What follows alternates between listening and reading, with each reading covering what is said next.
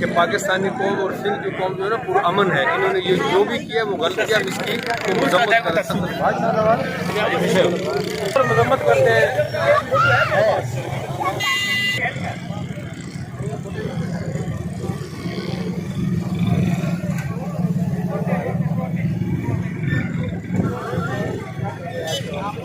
रहायशी है उसको जलाया गया है।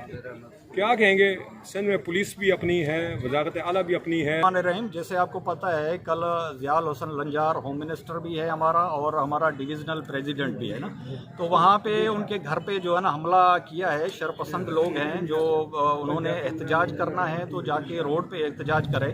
किसी घर पे हमला करना, किसी के जो है ना बंगले पे हमला करना, ये शदीद जो है ना मजम्मत जैसा अमल है। और दूसरी बात, हमारे क्या कायदीन जो जुल्फ़िकार अली भुट्टो साहब है, उनकी तस्वीरों को जो है ना वो वहाँ पे बेहुरमती की है और बेनज़ीर भुट्टो साहब की तस्वीर की बेहुरमती की है।